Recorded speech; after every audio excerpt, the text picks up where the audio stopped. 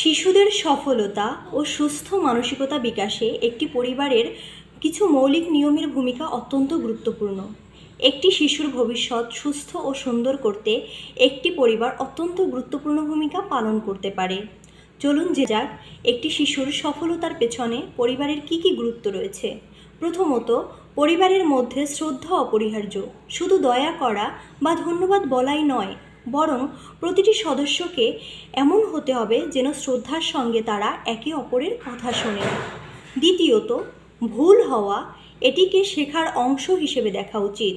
ভুলের জন্য শিশুকে লজ্জিত না করে তাকে ভুল থেকে শেখার সুযোগ দিতে হবে। এতে শিশু আত্মবিশ্বাসী ও উন্নতির পথে এগিয়ে যাবে। তৃতীয়ত, সমস্যা এড়িয়ে না গিয়ে সমাধান খুঁজতে শেখানো উচিত। শিশুকে সমস্যা সমাধানের কৌশল শেখাতে হবে। চতুর্থত, পরিবারকে একটি দল হিসেবে গড়ে তুলতে হবে। শিশুকে বুঝতে হবে তারা পরিবারের অবিচ্ছেদ্য অংশ এবং পরিবারে তাদের অবদান অত্যন্ত গুরুত্বপূর্ণ। পঞ্চমত, সততা ও সত্যবাদিতা শেখানো অত্যন্ত গুরুত্বপূর্ণ। ভুল করলে শিশুকে সত্য বলার জন্য উৎসাহিত করতে হবে, যাতে নৈতিকতা ও আস্থার মূল্য শিশু বুঝতে পারে।